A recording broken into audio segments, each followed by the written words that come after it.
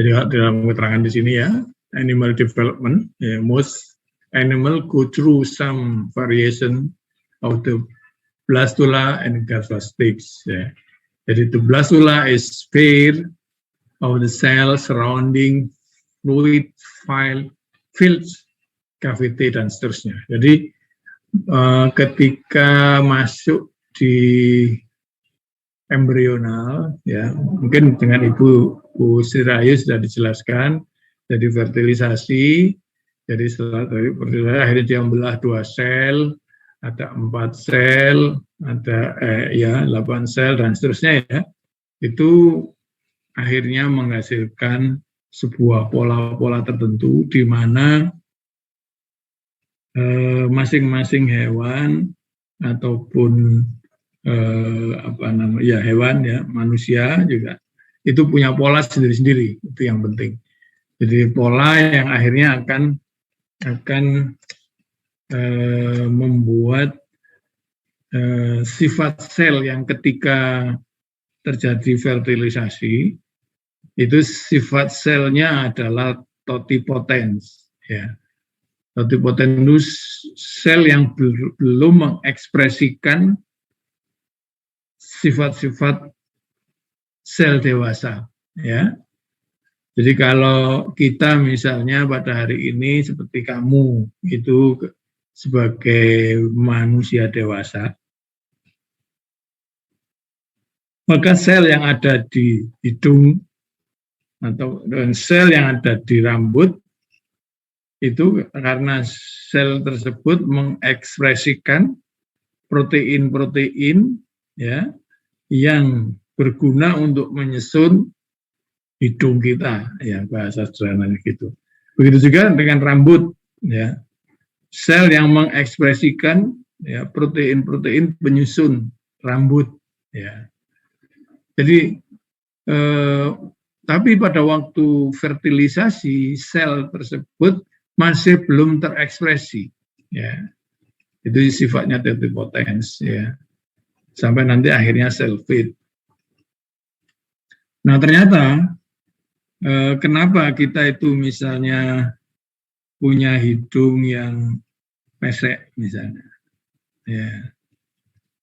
Ada orang yang punya hidung mancung misalnya. Itu sebetulnya ada polanya. Dan polanya itu setiap individu berbeda. Ya, setiap individu berbeda. Setiap jenis bangsa berbeda dan seterusnya ya. Yang itu yang akhirnya kalau di dalam bahasa biologi disebut sel fate atau sel yang sudah ditakdirkan ya menjadi sel yang mengekspresikan protein tertentu di dalam hidupnya. Jadi kalau misalnya hidung kita pesek itu ya memang sudah takdirnya pesek gitu ya. Kalau kita punya hidung mancung ya sudah ditakdirkan hidung mancung. Jadi itu self fate, makanya disebut self fate. Fate itu artinya takdir. Jadi nah pada waktu dia fertilisasi, takdirnya itu belum kelihatan. Ya.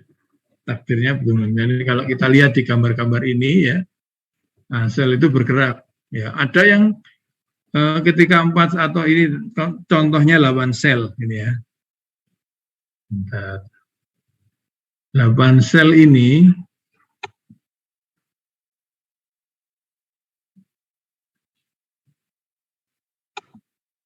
bentar ya. Ini kan 8 sel nih. Ya. Ini di beberapa hewan itu simetris. Ya. Terutama hewan-hewan mamalia misalnya, dia simetris. Ya, tapi ada yang tidak simetris. Kenapa demikian? Ya itu dalam bahasa sederhananya memang takdirnya seperti itu. Nah, kalau hewan, tanaman ini coba lihat polanya berbeda. Ya, ini polanya berbeda. Ya, begitu dia di zigot, ya ini sudah ini berbeda. Nah, ya. Nah, dari pergerakan sel ini, ya, sel ini kan tumbuh, ya, sel ini tumbuh. Jadi ini jumlah selnya ini tumbuh terus ke sana, ya. Yang ini juga tumbuh ke sana, gitu kan. Nah, akhirnya ada perubahan-perubahan, ya, karena pertumbuhan tadi. Nah, ini kita lihat contoh yang paling sederhana ini, ya, ini, ya, ini polanya seperti ini, ya. Jadi karena pertumbuhan yang ini ada panah di sini, ada panah di sini, akhirnya dia masuk ke dalam. Ya. Padahal ini disebut di sini ada GAT, calon apa GAT itu? Calon sistem pencernakan. Ya. Calon sistem pencernakan. Ya. Artinya apa? Sebetulnya secara embrional, ya, secara embrional, sistem pencernaan kita itu sebetulnya dulu bagian luar daripada embrio. Ya. Bagian luar dari embrio. Ini yang menarik. Padahal posisinya sekarang di dalam. Ya. Posisinya sekarang kan kita tahu sistem pencernaan itu ada di dalam. Ya. Sehingga salah satu sifat dari sel sistem pencernaan itu mirip sel-sel yang berada di luar. Ya.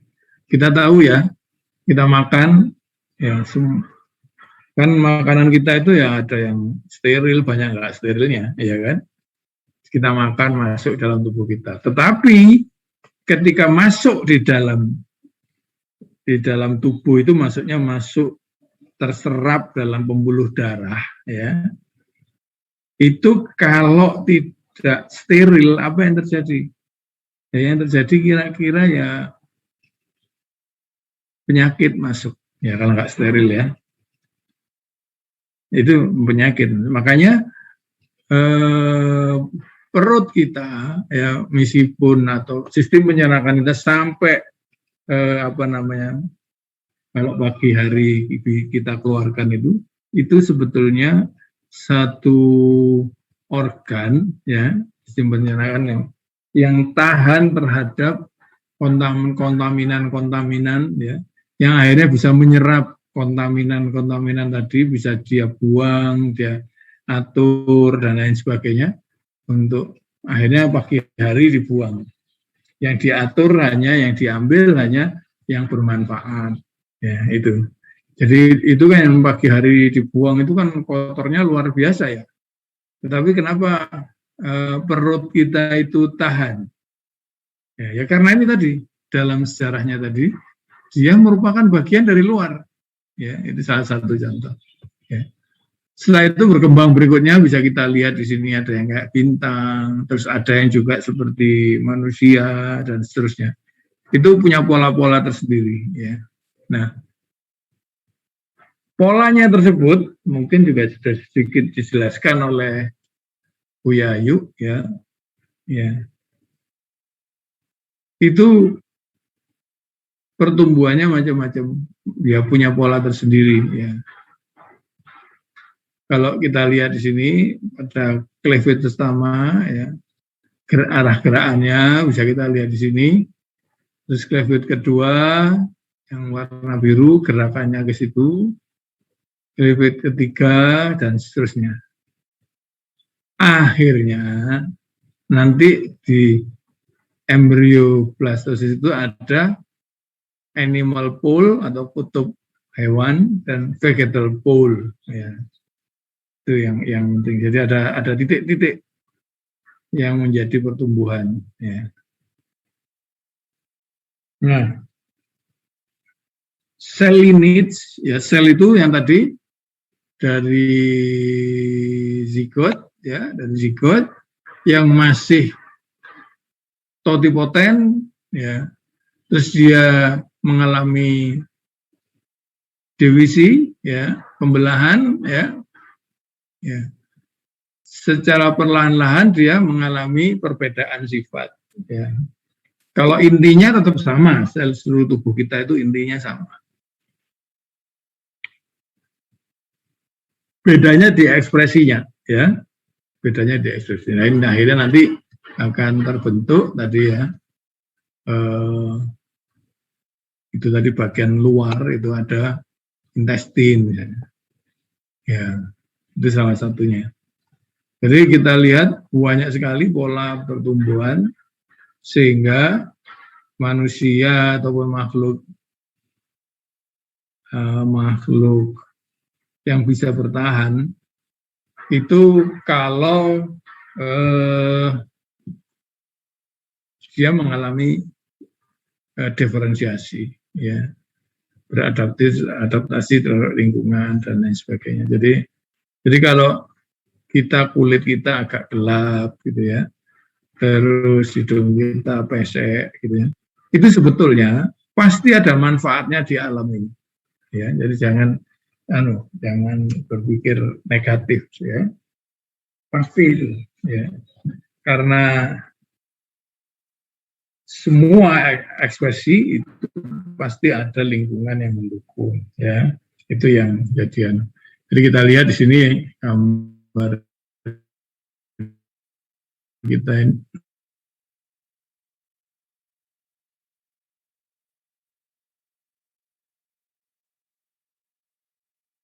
Kita lihat ada terus sistem, terus kulit dan seterusnya.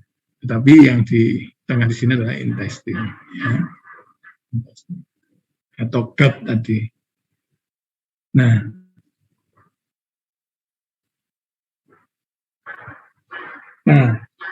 ini mungkin sudah dijelaskan oleh Bu Yayu, ya. Jadi yang pada prinsipnya ketika pembelahan pertama, ya kalau kita ingin lihat pola kita itu relatif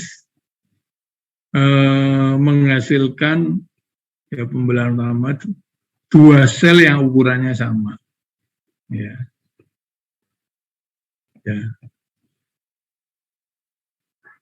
Dan karena ukurannya sama, maka pembelahannya relatif sinkron. Jadi waktunya hampir sama, ya. Padahal nanti ketika hewan dewasa atau manusia dewasa, kita tahu, ya, kalau kulit kita kena benda tajam, luka, ya, dia sembuh, terus akhirnya tumbuh lagi dengan waktu yang cepat, ya. Tetapi kalau kita tahu misalnya ada beberapa orang yang sudah cukup berumur kena stroke, yang tidak tersuplai itu adalah sel-sel yang ada di sistem saraf. Sel yang ada di sistem saraf itu kita tadi, ya, dari totipoten, terus ada yang pola diferensiasi, ya. Sel saraf itu long life, umurnya seumur dengan kita, ya. Artinya dia tidak perlu membelah lagi, ya. Itu. Makanya kalau orang kena stroke itu biasanya itu susah sembuh karena yang sel sarafnya itu mati, ya, sel sarafnya itu mati karena tidak sesuai oksigen.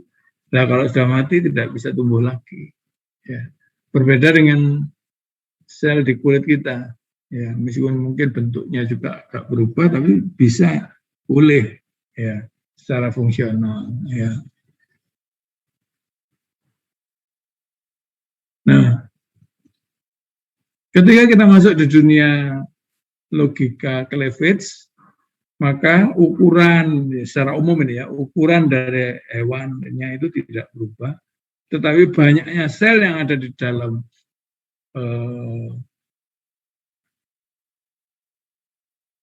sitoplasmanya semakin banyak, ya. Nah, ketika sel itu ukurannya relatif besar, ya, dibandingkan dengan sel yang relatif ukurannya kecil, maka dalam gas exchange atau pertukaran gas ini lebih efisien menggunakannya ketika hewan itu kecil, ya. Dia sangat efisien menggunakan gas exchange. Selama cleavage, ya, volumenya itu tetap, tapi selnya tambah banyak.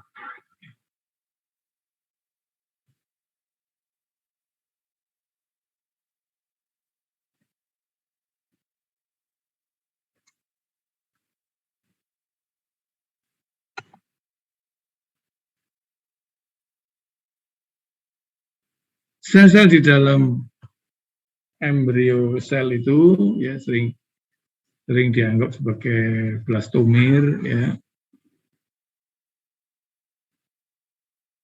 Di awal cleavage ini biasanya belum terjadi pembelahan untuk pembentukan embrio ya. Dan seterusnya ya. Nah, ini mungkin sudah dijelaskan oleh Puyayu ya. Nah, pola pembelahannya ini macam-macam pola pembelahannya ya. Jadi kalau kita lihat di sini ya, di gambar ini ya,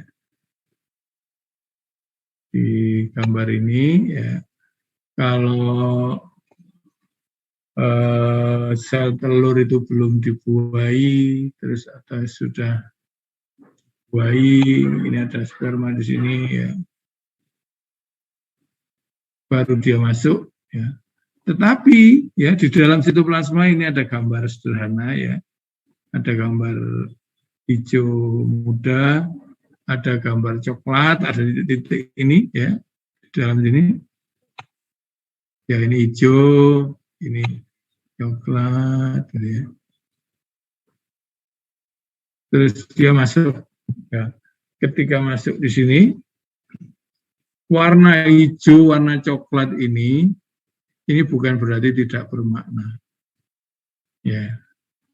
Oh ini supaya indah saja dikasih hijau, coklat ya, bukan itu ya.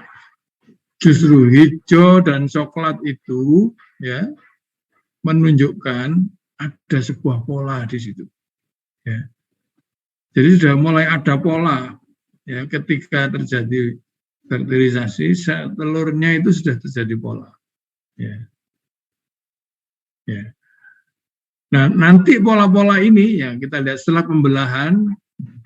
Coba kita lihat ini sebagai ilustrasi aja.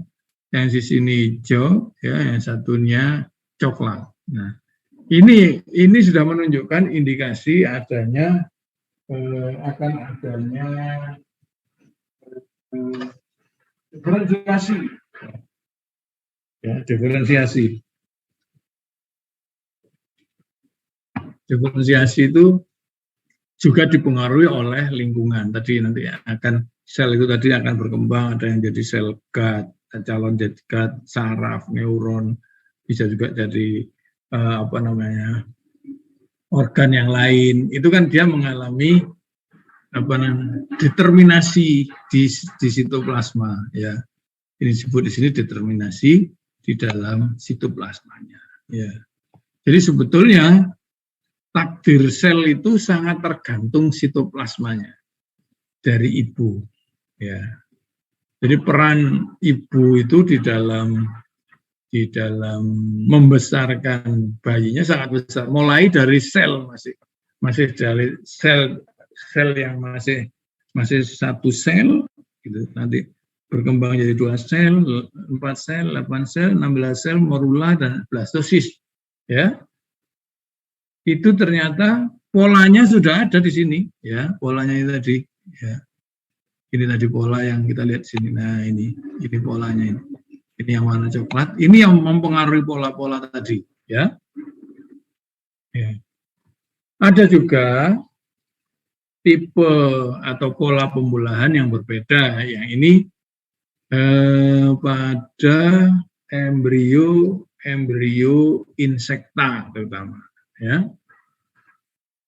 Embrio insekta ini ya, kalau tadi atau zigot ya, kalau tadi membelah 2 ya, intinya membelah diikuti dengan pembelahan sitoplasma. Ada juga yang tidak, intinya membelah, sitoplasmanya tidak membelah. Ini contohnya ya. Ini cuman nanti ya, ini di sini kan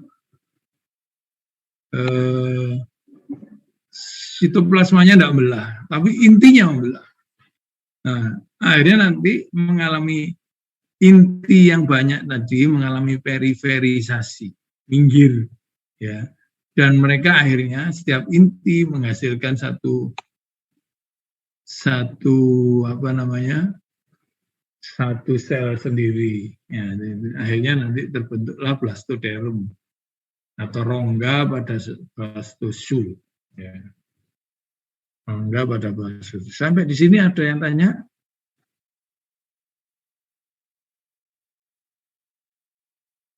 Ya, ini kan polanya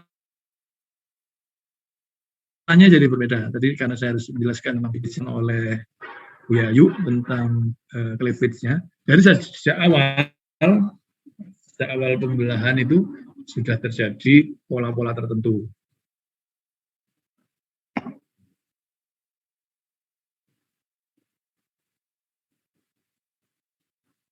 Nah, ini sebagai contoh juga. Di dalam pembelahan, ya, proses pembelahan sel, itu sudah barang tentu komunikasi antar sel itu sangat penting. Seperti ini, ada sinyal transduksi, jadi mungkin kamu sudah dapat biologi sel yang mestinya ya. Ya, ada sinyal transduksi, ya. Ini ada reseptor, ya. Ya. Jadi bisa kita bayangkan lingkungan yang saya sampaikan tadi di awal, ya, lingkungan yang saya sampaikan di awal itu sangat berpengaruh terhadap pertumbuhan sel melalui mekanisme-mekanisme, salah satunya, bukan satu-satunya, adalah pembelahan sel, ya, dengan menggunakan sinyal-sinyal transduksi. Nah, ketika terjadi sinyal transduksi,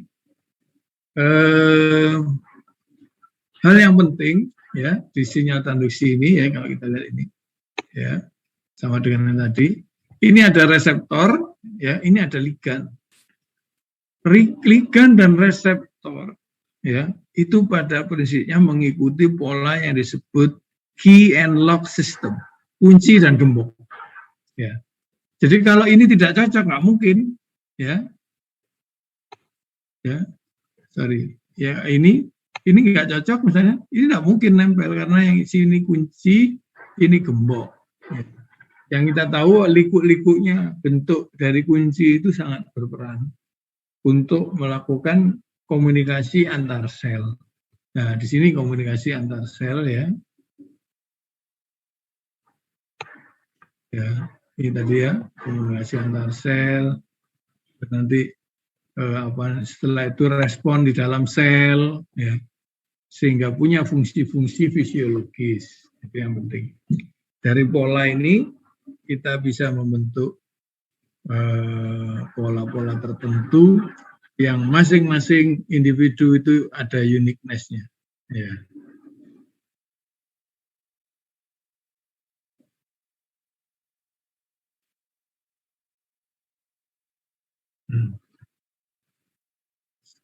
Sebentar saya overview saja tentang cleavage tadi karena mungkin minggu lalu sudah, ya. Yang salah satu hal yang penting adalah proses ini dari zigot menjadi blastomir atau menjadi makhluk dewasa, ya, atau makhluk yang sudah terbentuk sel-selnya, yang selalu diikuti oleh numerous cellular division. Iya.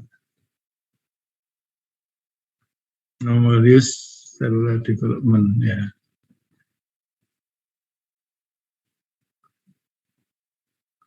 Area tempat membelah juga jelas, ya, tadi sudah sih, ya.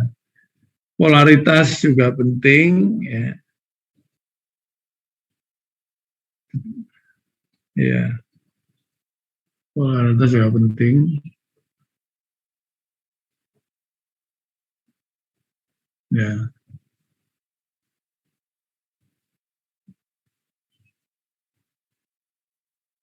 pola-pola cleavage itu ada beberapa cara ya.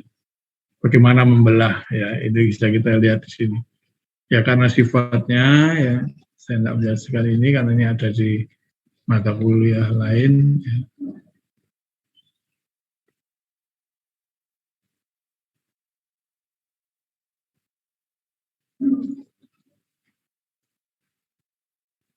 Ada apa namanya? Ada apa namanya? Titik putar ya, titik putar ya, disebut plane di sini. Sebenarnya tidak sepenuhnya. Dia bisa berupa logika plane itu apa namanya dalam bahasa Indonesia? Plane. Jadi lembaran plane. Tapi maksudnya dia sebagai poros ya, poros untuk melakukan pembelahan. Itu akhirnya nanti endakan pola tadi. Pembelahan ada yang disebut porosnya itu meridional plane, ada vertical plane, ada equatorial plane, dan ada longitudinal plane. Ya. Ini bisa dilihat. Nah ini maksudnya. Ya. Ini plane of cleavage. Jadi makanya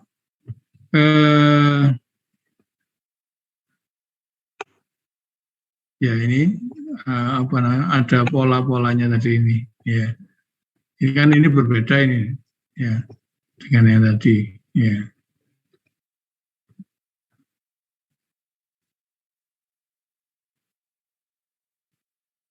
Kalau di ini tapi di mamalia ya contohnya yang baru.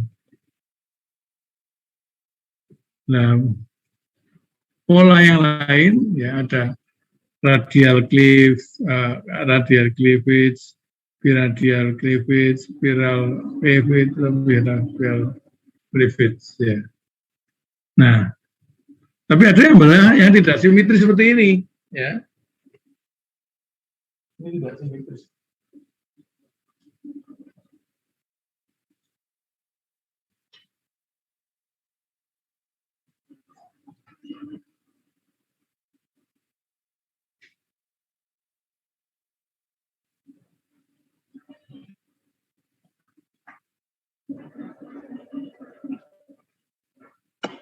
Terus di jadi, nah tipe-tipenya ini ya tadi ada meroplastik, koloplastik, jadi nanti menghasilkan pola-pola di mana pembelahannya sering disebut incomplete division, ya, begitu holoplastik yang total membelah, gitu ya, itu disebut holo itu artinya seluruh. Kalau Meru itu bisa punya pengertian sebagian, gitu ya. Nah, kira-kira ini pola-polanya, ya. Telolesital, sentrolesital, ya, yang menghasilkan reptil itu telolesital, burung telolesital, ya, sentroletikal itu ikan, yaitu yang tadi membelah pembelahan yang tidak diikuti apa namanya, pembelahan yang tidak simetris, ya itu sangat penting. Jadi nanti akan menghasilkan itu meroplastik, holoplastik. Mero itu ada dua juga, telolesital, ada sentrolesital. Holo itu ada isolesital, ada heterolesital, ya, atau mesoleptikal, ya. Jangan sampai keliru, ya. Nah ini kira-kira dari zigot sampai ke blastosit, ya, ternyata tidak sama, ya. Bahkan ada pada reptil tadi, ya, reptil tadi, ya, telolesital, ya. Ini contoh pada reptil, ya.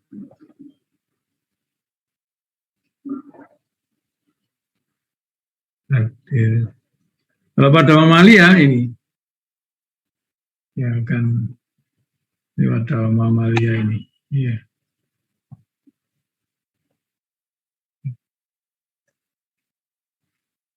Nah, ini contoh pada mamalia. Ini pada human atau yang mirip dengan ini juga mencit. Jadi ini dua sel, 4 sel, 8 sel. Biasanya setelah 8 sel itu agak susah dilihat dengan mikroskop ya. Yang morula. Terus kalau sudah blastosis itu kalau sudah ada rongga di dalam ya. Ada rongga di dalam ini ya. Ada rongga di dalam. Itu blastula.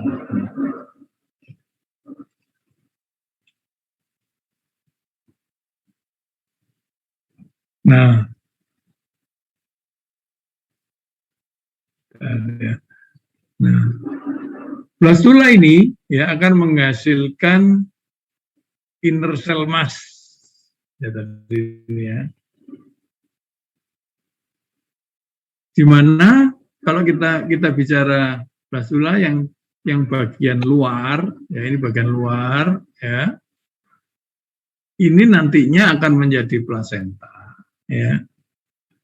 Sedangkan yang dalam ini akan menjadi embrio. Itu yang ya embrio yang lahir. Jadi sebetulnya plasenta yang di Jawa itu kan di plasenta itu dibuang, dimakamkan gitu, terus dikasih lampu, nggak tahu kenapa itu, ya. Untuk apa lampunya juga nggak tahu. Tapi kalau dalam bahasa Jawa itu dikatakan dulur. Ya memang ini bukannya dulur, ini sebenarnya bagian, ya. Jadi plasenta itu bagian dari bayi, bukan bagian dari ibu. Itu yang penting harus dipahami.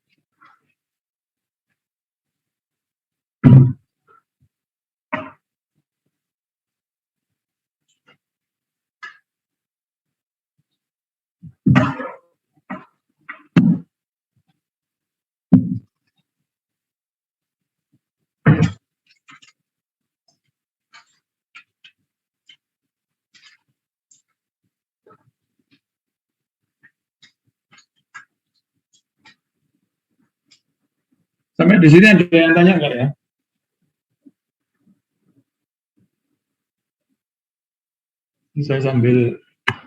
Saya mulai tadi pagi soalnya kerja, mulai jam 5 ya tadi.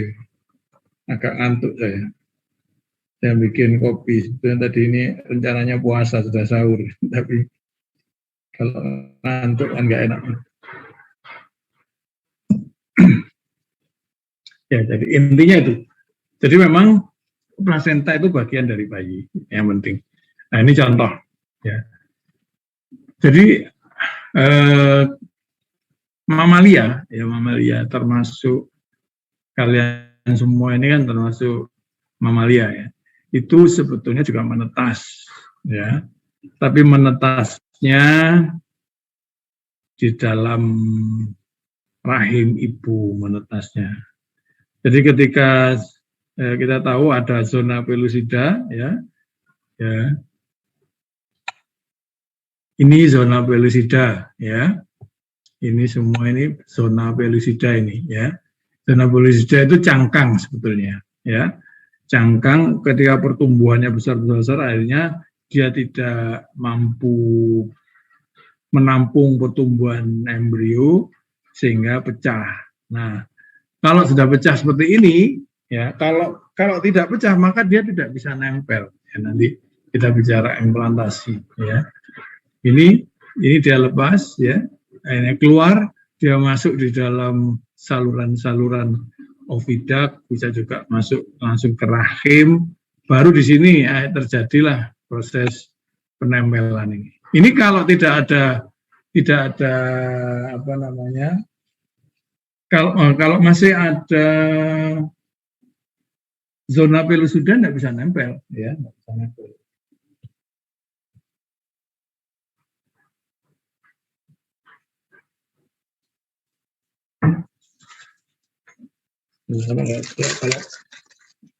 Kalau masih ada zona pellucida dia enggak ya, dinempel. Ya.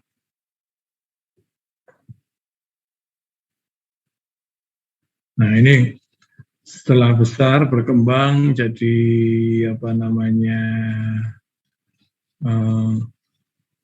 embrionya sudah menjadi fetus ya. Akhirnya bentuk-bentuk polanya berbeda setiap jenis ya. Ini kita lihat juga ya, di mana animal pool. Nggak tahu nanti ada praktikumnya nggak ya? Saya nggak tahu ini ada. Ini kalau nggak ada praktikumnya rugi sebetulnya. Karena ini kalau kita lihat dengan praktikum bisa kita lihat persis seperti ini ya. Biasanya kita pakai ikan itu tidak holoplastik, dia meroplastik ya. Jadi pertumbuhannya kalau yang holoplastik tadi pada mamalia misalnya. Nah ini ya. Jadi gastrula misalnya, ini contoh ini ya. Ini namanya peristiwa invaginasi ya. Karena pertumbuhan yang ada di sini semakin cepat, akhirnya dia masuk. Tapi masuk ke dalam itu tidak sekedar masuk, asal masuk, tapi ada pola yang tidak bisa mungkin tidak dilakukan ya, karena nanti akhirnya akan membentuk organ yang tadi saya sebut gut tadi. Akhirnya sistem pencernaan, kita tahu kan, kalau mamalia itu sistem pencernaan macam-macam jenisnya. Misalnya pada hewan-hewan ruminansia gitu. Ternyata kan tidak sama dengan yang seperti kita yang monogastrik dan lain sebagainya. Itu berbeda, bayangkan. Meskipun beloknya ini sederhana sekali, ya. Hanya ketika tumbuh dia belok mengarah. Jadi ini tidak sembarang belok. Ya. Nah, saya termasuk orang yang yakin bahwa di alam ini tidak ada yang kebetulan. Ya, di alam ini tidak ada yang kebetulan. Dia meskipun ada benda yang kayaknya sederhana belok, gitu ya, itu bukan berarti tidak bermakna. Pasti ada maknanya. Ya, makanya bayangkan kalau misalnya yang ekstrim aja, ya, misalnya ada pertumbuhan di langit-langit kita tidak tumbuh dengan baik, akhirnya ada bibir sumbing misalnya, itu kan pertumbuhan yang tidak sempurna. Ya. Kan yang kena bibir sumbing kan juga tidak banyak. Ya. Jadi kita yang tidak sumbing yang itu menunjukkan bahwa perencanaan detail pada masing-masing sel, padahal tadi kalau kita bicara sebelumnya tadi ya.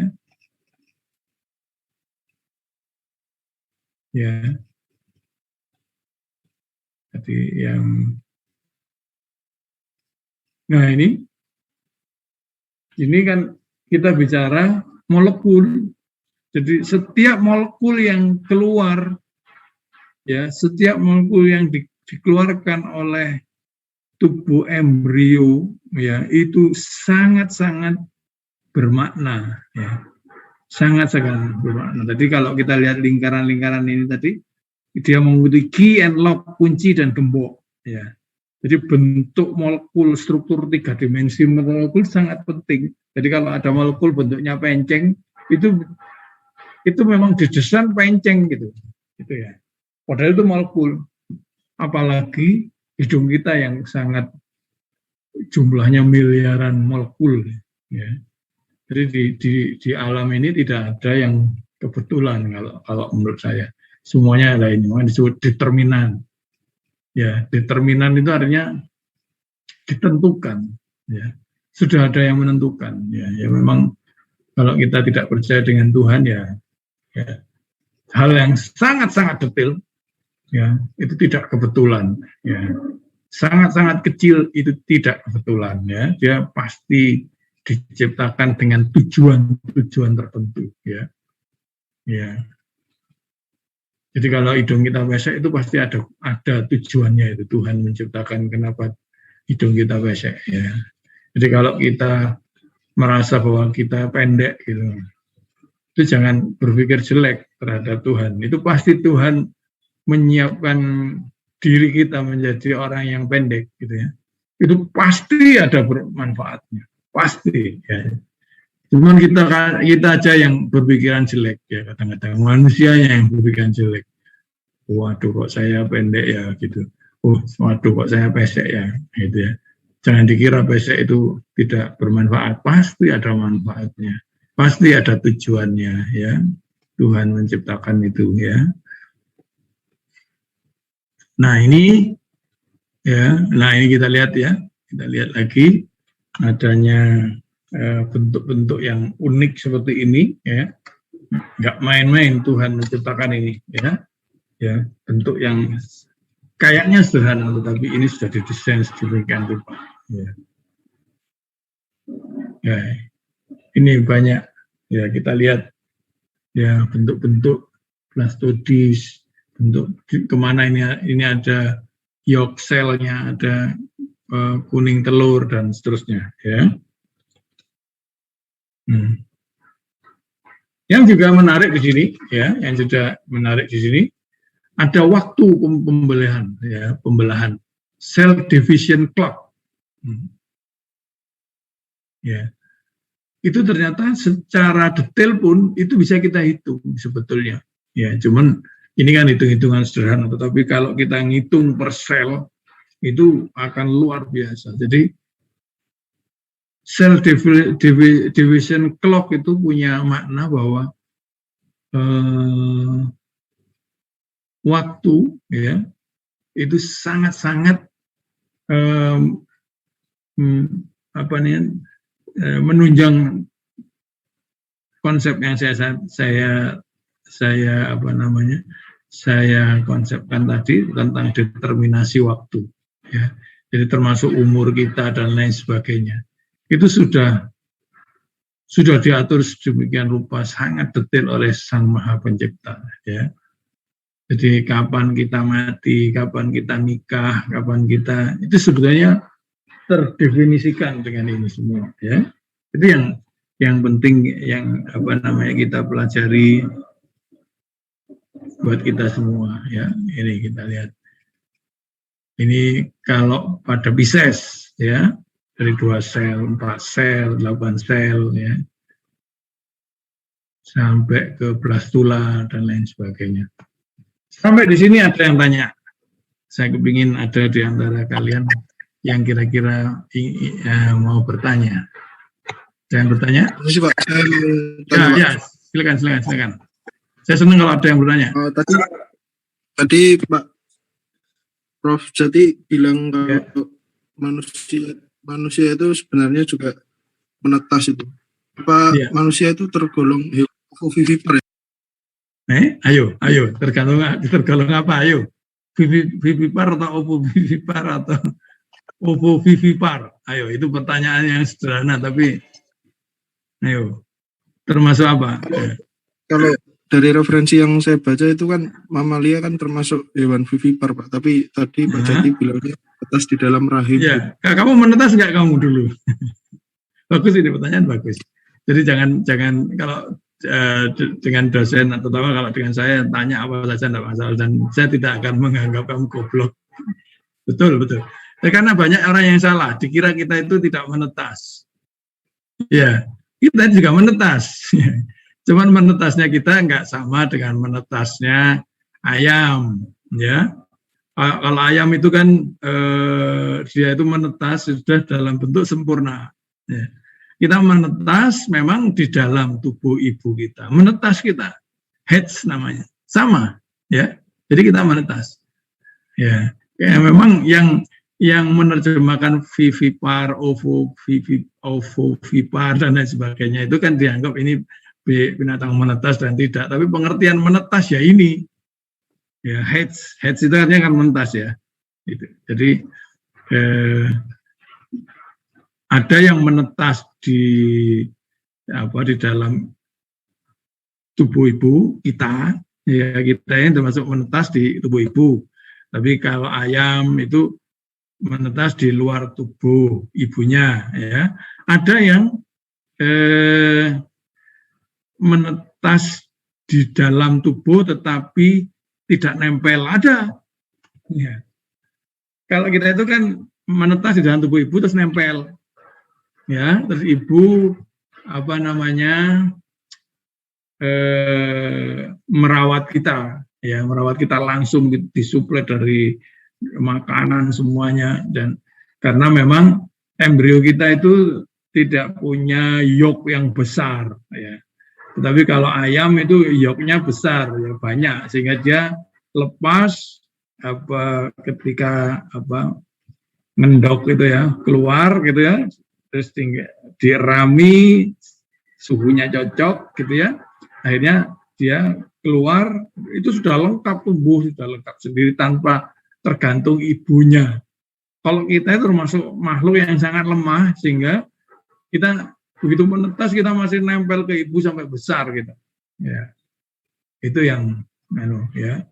Dan begitu lahir pun kita masih lemah, harus menyusui dan ya harus menyusui ke ibu dan lain sebagainya. Nggak bisa. Tapi kalau ayam itu kalau lepas langsung dia bisa ini relatif sudah sangat kuat ya. Makanya kalau menyembelih ayam itu berbeda dengan mamalia. Mamalia itu lebih mudah mati. Ya, ayam itu kalau dipotong itu masih bisa lompat itu. Dia punya sistem pembuluh darah, sistem oksigen yang cukup baik, lebih baik dibandingkan kita. Ya. Oke, ada lagi yang bertanya? Permisi Pak Susmito. Ya, Yudhistira. Perkenalkan Pak, saya Yudhistira Ibrahim dari kelas A, izin bertanya mengenai yang pola cleavage yang meroblastik Pak, yang tadi itu tidak sebagian. Kan itu kalau dari yang gambar micrograph kalau nggak salah Pak, yang di bagian animal pool atau vegetal pool?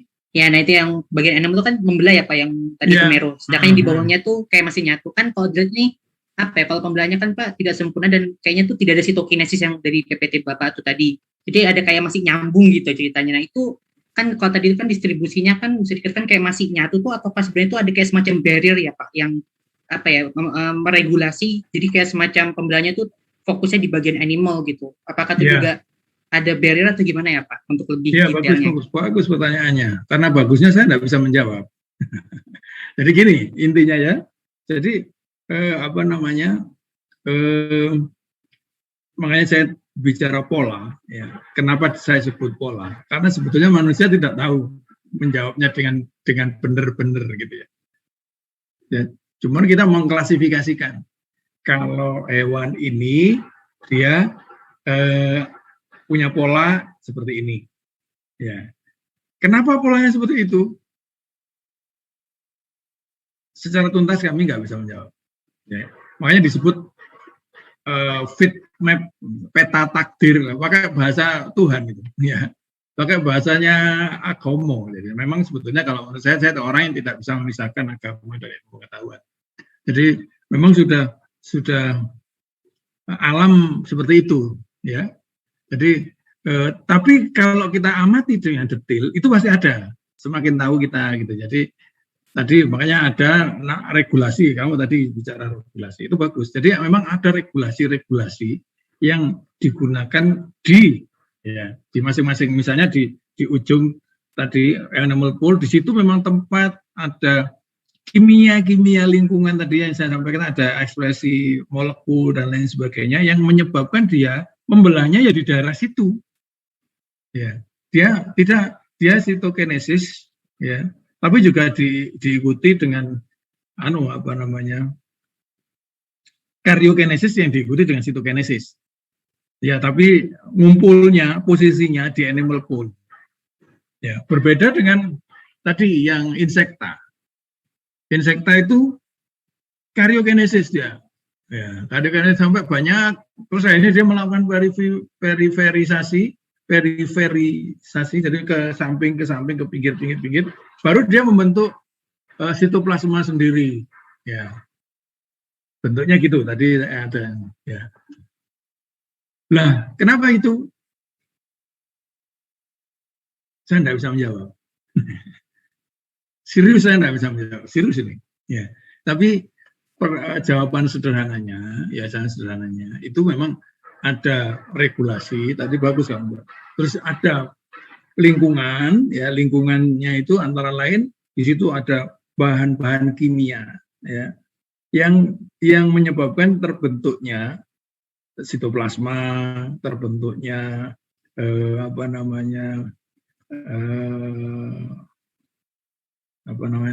membran dan lain sebagainya itu di sekitar tertentu, tempat-tempat tertentu.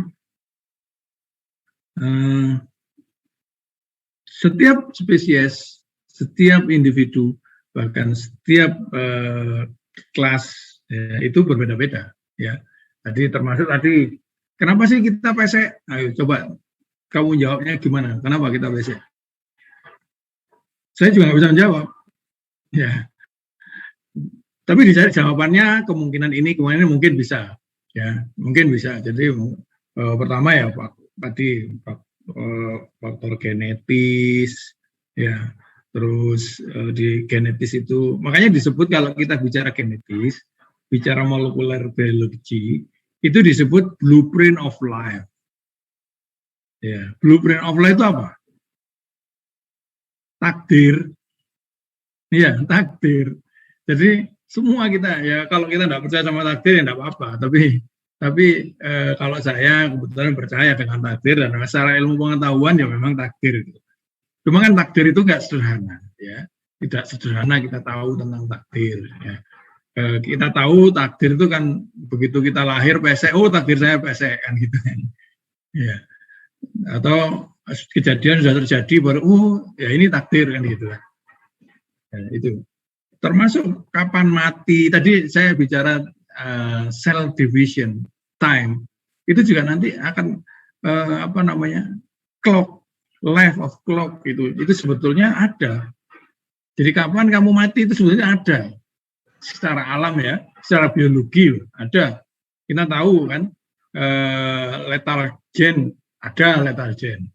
Kalau kamu belajar di biologi sel itu ada namanya peristiwa apoptosis, itu mati itu sudah didesain. Mati itu didesain. Kita pun sudah didesain oleh alam, tapi kita tidak tahu kan matinya kapan, itu kan bukan persoalan sederhana masalahnya. Ya, mungkin kalau kamu di sini di Malang kira-kira 5 atau 6 tahun yang lalu, gitu ya, itu di Blimbing itu ada pesawat terbang jatuh. Ada yang ingat itu ya? Pesawat terbang latih jatuh di Blimbing itu, ya. Itu ada orang yang kos di situ, ya, yang biasanya dia itu jam 1 siang itu dia itu nggak pulang, ya. Dia nggak pulang jam 1 itu kerja, ya. Kebetulan saya kenal namanya Saiful, ya. Jadi dia kerja ngantuk pulang sebentar jam 1 siang kejatuhan pesawat terbang, coba. Ya, itu kan matinya dia tidak bisa dilihat dari gen kalau itu kan. Tapi di alam ini sebuah cara berpikir induktif namanya. Di alam ini ya seperti itu, sebetulnya tidak ada yang kebetulan, itu memang sudah didesain ya di alam ini. Ya itu yang ingin saya sampaikan di situ. Bukan berarti kamu harus pasrah ya terhadap takdir apa. Tidak, takdir kita tidak tahu masalahnya, tapi pertanyaan bagus. Jadi di alam itu memang terjadi. Di alam itu tidak kebetulan yang saya yakini. Ya, yang saya yakini. Ada yang mengatakan tidak. Di alam itu semuanya kebetulan. Kebetulan saya yakin tidak. Ya. Di alam itu tidak ada yang kebetulan. Jadi kalau kamu lihat saya seperti ini, ganteng kayak gini, itu memang takdirnya ganteng. Ya. Apa-apa kan ngomong ganteng kan itu karena ciptaan Allah ya, kita harus mensyukuri ya, meskipun yang ngomong ganteng nenek saya ya enggak apa-apa, tetangga ngomong elek itu urusan lain. Enggak, ini guyon aja supaya enggak ngantuk. Saya tadi ngantuk sekali tadi. Oke, ada pertanyaan lagi enggak? Bagus, pertanyaan tadi bagus, sangat bagus.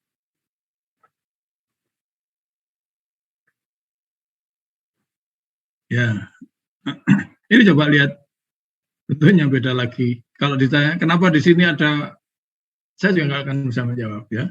Gambar di sini misalnya ya, di sini ada bagian-bagian yang isinya sebenarnya air di sini ya. Kenapa begitu? Saya juga jujur aja saya juga tidak bisa menjawab secara baik. Tapi kalau diteliti bisa. Bukan berarti saya tidak mau menjawab atau manusia. Karena manusia tetap harus harus mencari jawabannya, ya. Tetapi pasti itu sudah ada yang mendesain. Ya, ini coba ini per menit bisa dihitung, ya, per menit bisa dihitung. Kalau ada praktikumnya bagus ini, bagus, ya, pakai ikan misalnya, pakai kata juga bisa, gitu ya. Cuman sayang ini ada pandemi ya. Nah ini tadi apa namanya? Insekta tadi. Jadi ada yoks, ada pembelahan, karyokinesis, tapi tidak diikuti sitokinesis. Ya, ya ini.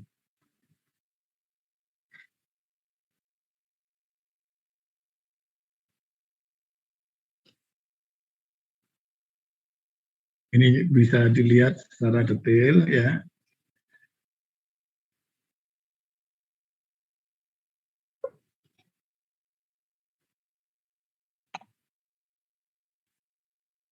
Ya.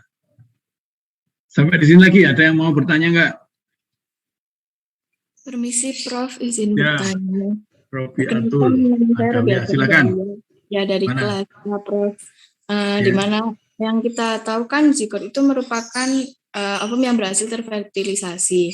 Nah, untuk fenomena pada manusia kan terdapat di mana itu kembar identik yang berasal dari telur yang sama, ataupun kembar non-identik atau fraternal yang berasal dari dua telur yang berbeda.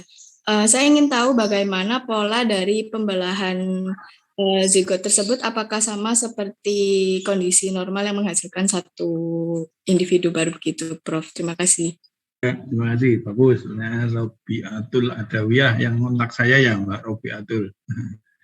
Jadi kalau pertanyaannya apakah itu jawabannya yes no question, iya atau tidak ya. Jadi itu pertanyaannya Mbak Robi Atul ya. Jadi jawabannya sama. Jadi apa? Iya, sama saja sebetulnya kalau kita bisa. Cuman kejadiannya yang penting sebetulnya. Ya. Yang penting itu bagaimana kejadian itu bisa terjadi. Jadi istilah kembar itu cenderung digunakan kadang-kadang tidak proper, tidak pas. Orang awam sama orang biologi harusnya berbeda. Ya, kalau orang awam itu misalnya hamil, terus anaknya 2 itu kan dianggap kembar ya. Biasanya gitu kan? Tidak kembar, tanggal 2, tidak kembar. Kalau di biologi sebenarnya itu bukan kembar, itu sekelahiran. Ya. Kita tahu kalau mencit itu anaknya berapa?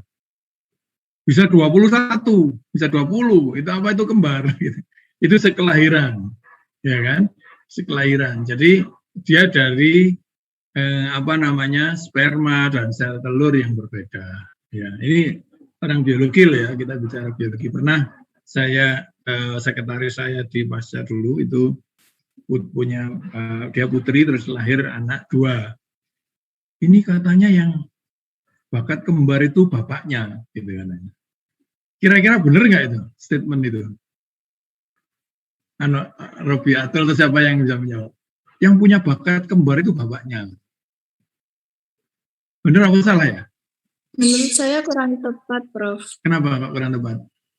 Karena kan itu berdasarkan kejadiannya. Nah, kejadian itu mungkin juga sudah diatur berdasarkan takdir bertemunya sel telur dengan sel sperma, gitu, Prof.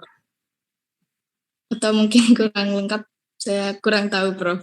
Kalau Bapak, itu semuanya bisa membuat kembar. Bapak itu bisa punya anak jutaan. Iya kan? Bapak itu bisa punya, karena sperma itu sekali keluar berapa? Untuk manusia.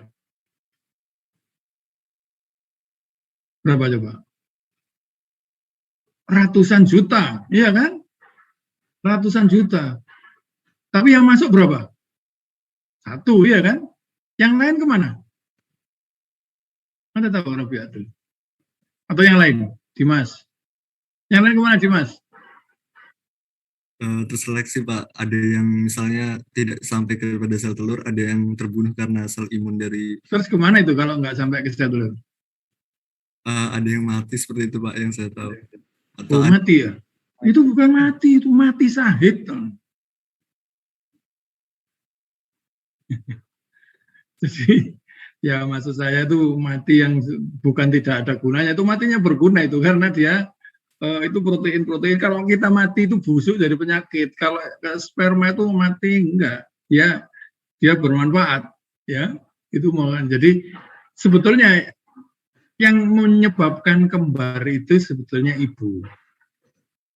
Ya, kalau ibunya itu terovulasi lebih dari satu, peluangnya jadi kembar. Ya, makanya kayak mencit, babi, terus apa namanya itu kucing. Itu kalau ovulasi rata-rata lebih dari satu. Ya, kalau lebih dari satu sperma kan banyak. Jadi kalau Yudhistira itu pasti bisa punya anak kembar itu. Kalau istrinya bisa ovulasinya lebih dari satu, pasti saya jamin kalau istrinya calon istrinya nanti itu kalau ovulasi lebih dari satu itu bisa kembar. Semua laki-laki, ya, semua laki-laki bisa itu, ya. Tuh. Nah sekarang bagaimana kembar identik? Ya ini yang pertanyaannya Robi Abdul tadi. Seperti tadi saya ceritakan, ya, ketika fertilisasi, ya, sperma dan sel telur itu bertemu, sifat selnya itu totipoten, ya kan?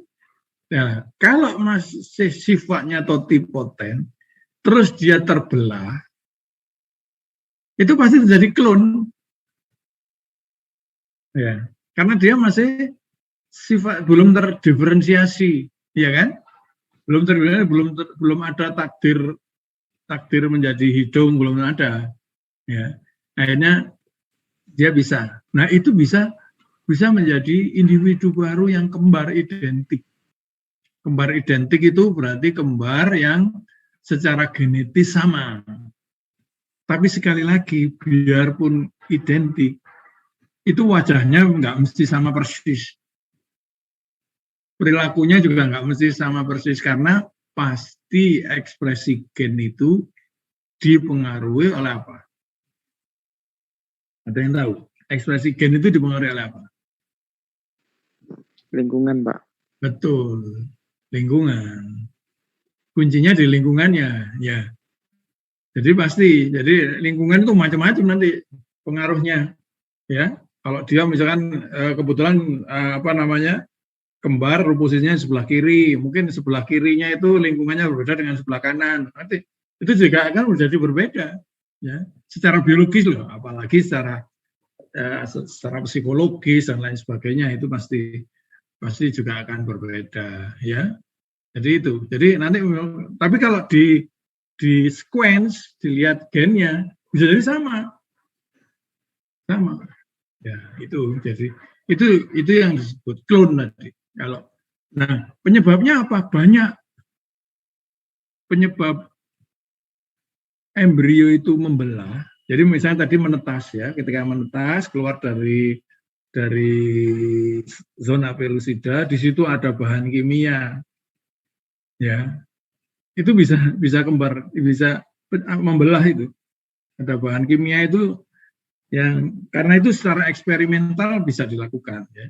Jadi embrio itu dikasih alkohol, ya, misalnya embrio secara in vitro dikasih media biak biasa, ya, media biak biasa yang memenuhi syarat, ya, terus dia tumbuh, terus dikasih alkohol 5% itu bisa membelah itu. Ya, kalau membelah apa yang terjadi? Ya kembar. Kalau itu dimasukkan lagi ke rahim ibu, ya, maka dia menjadi anak yang kembar secara identik. Ya, jadi kalau orang biologi, ya, ketika ada orang kembar itu belum tentu kembar. Yang dimaksud kembar di situ adalah sekelahiran. Ya, sekelahiran. Kalau orang biologi, gitu, ya. Ya, sekelahiran itu berbeda sebenarnya dengan kembar. Kembar itu kembar identik. Gitu. Terus gimana kalau yang terjadi misalnya dempet itu apa ya? Lupa saya namanya. Dempet kan ada. Itu juga bisa terjadi karena peristiwa kembar, karena kimia, ya. Akhirnya dia Atau sebenarnya dia dua individu yang berbeda pada waktu dia berada di embrio, dia biasanya satu plasenta karena mepet, akhirnya dia jadi penempelan biasa karena sifat sel itu mudah menempel, akhirnya memang nempel biasa. Ya, tapi bisa juga dia itu betul-betul kembar yang terbelah, ya, tetapi tidak sempurna pertumbuhannya, ya, tidak sempurna membelahnya, sehingga kadang-kadang jantungnya jadi masih tetap satu, tapi yang lain organnya berubah. Seperti Abdullah tadi, tidak, karena ada lingkungan di situ. Kalau lingkungannya tidak mendukung, dia tidak berkembang, bisa jadi, ya. Dempet itu kan banyak ya. Kembar siapa? Kembar siam. Itu juga peristiwanya seperti itu, ya. Ya. Putranya Pak Bagio itu ya, punya Pak Bagio itu putra putri itu kembar, ya. Kembar itu maksudnya sekelahiran, ya. Itu katanya satu plasenta gitu. Ya, satu plasenta itu persoalannya karena nempel aja sebetulnya, nempel terus berkembang akhirnya satu plasenta. Tapi laki-laki dan perempuan beda, ya. Beda. Jadi betul-betul itu sekelahiran sebetulnya. Tapi kalau dalam bahasa orang awam memang disebut kembar. Oke, ada lagi pertanyaan?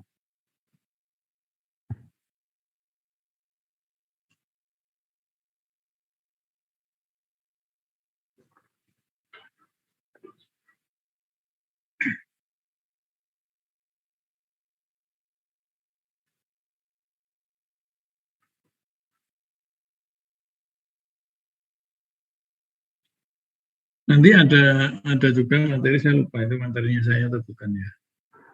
Partenogenesis, bentar saya lihat. Oh, partenogenesis Pak Aris, ya. Jadi nanti partenogenesis itu termasuk kembar tadi. Jadi asexual reproduction. Ya, nanti Pak Aris akan cerita bagaimana cloning, ya. Cloning itu kan sebetulnya kembar itu, cloning itu. Kembar dengan ibunya. Ya. Kembar tapi dengan ibunya. Ada caranya, itu bisa dilakukan. Ya. Oke, ada lagi pertanyaan?